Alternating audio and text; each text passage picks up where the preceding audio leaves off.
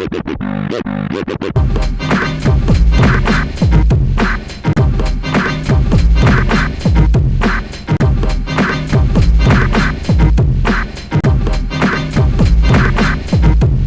everybody, Modelman Tom from ModelersBrand.com, and this is the instruction guide for the Starship lighting kit, featuring smooth double-density UV LED tape.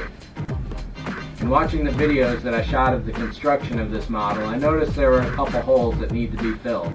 So every now and then I'll interject in these videos to show you what's going on. The first step you're going to have to do is prepare all your plastic for assembly. Cut all the screw off, get all the little wedges down, test fit everything, make sure you're comfortable with the assembly itself for the plastic kit. The first thing you're going to want to do when you get the Starship lighting kit is check the contents to make sure that you've got everything assembled here. You should have 54 inches of smooth double density UV LED tape, 2 1-foot sections of heat shrink, both a 1/4 inch and an 1/8 inch, 5 470 ohm resistors, 5 5mm straw hat UV LEDs, power switch, a 9-volt battery clip, 10 feet of hookup wire, 5 feet each of 2 different colors, contents list, and a quick soldering guide. So next up, you should wire one end of your LED tape up to your power supply and make sure that all the LEDs along the length are firing properly. Once you start cutting this, I regret that I can't take returns or exchanges on it. The LED tape will require some significant modifications to get it to fit inside the saucer here. It's a little too wide, so you're going to need to take a scissors and trim down one or both sides. It's not difficult, but it is harrowing and it will require some nerves of steel. You ready? Let's get going. So let's take a look at what's involved with soldering double density LED tape. With regular LED tape, the contact points are exposed on the top and they're easy to get to. With smooth double density LED tape, however, this clear gel is blocking that.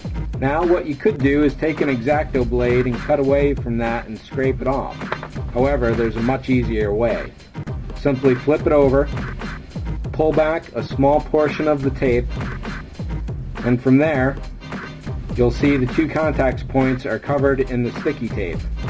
Just take your thumb and rub that away to expose the contacts. Make sure they're fully exposed, because once you put the soldering iron that, if there's any of the sticky left over, it'll start to smoke it. So we'll put that in our helping hands here and turn the fan on. And I'll be using some magnifying glasses so I can see what's going on here.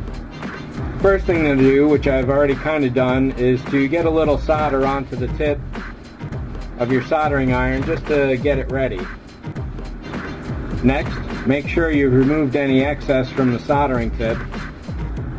And what you're going to do is hold that on the copper point for 3 seconds and touch some solder in there. The solder should stay behind on the copper point with no trouble.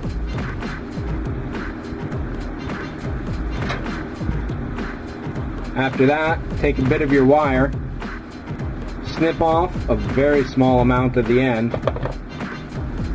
Even this is a little too much.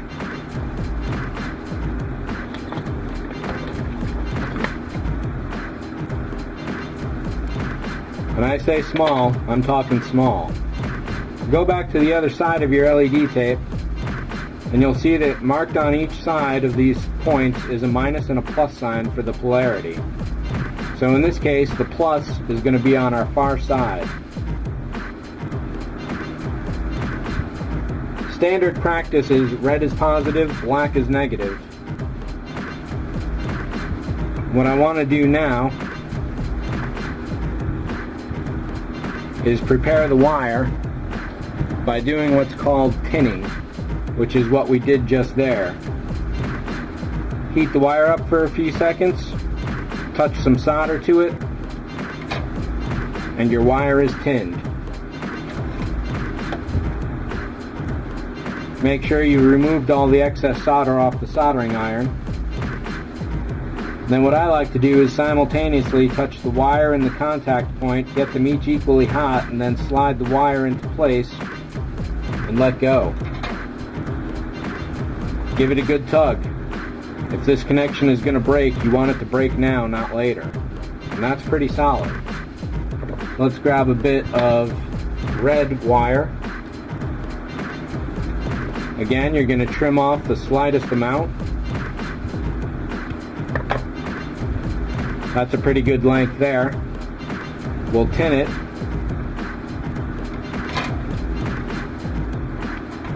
We'll tin the end. Simply hold the iron there, heat it up, touch a bit of solder. Maybe that's a little too long. Let's trim it down just a notch. There we go. You can give your soldering iron a flick to make sure that there isn't any extra solder on the end. Now,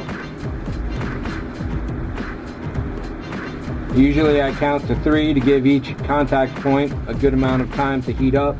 This might be a loose connection. Nope, that's pretty good. Now if I wanted to rip this off, I certainly could. But all you got to do is make sure that it's good and solid. So let's make sure. Well, see, the black just broke off. And that's a very good thing it did that right now. Let's give the red an extra tug. The red's not going anywhere.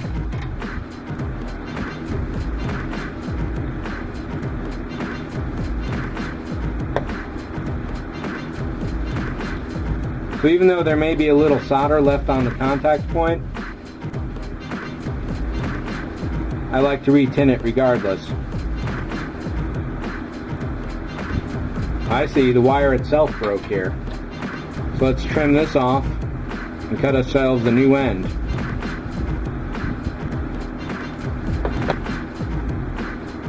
We'll tin this up properly. So even if there's a little bit of solder left on the tip of the soldering point, that isn't going to be enough to really get into the wire. So give it a fresh, good coat. Now we'll go back here. That's definitely a little too long. Trim it in half.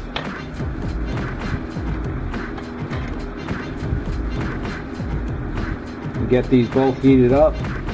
Slide the wire into place. So that's a good connection.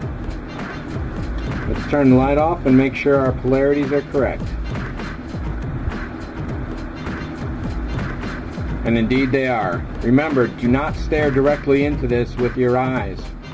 Make sure you're wearing some kind of UV protective sunglasses. Long-term exposure to ultraviolet light will cause damage to your eyeballs. Once this is in the model, you're safe.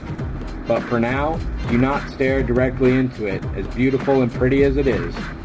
And remember, if you have any problems, just email me at support@modelersbrand.com and I'll get you the answers you need to get your kit going.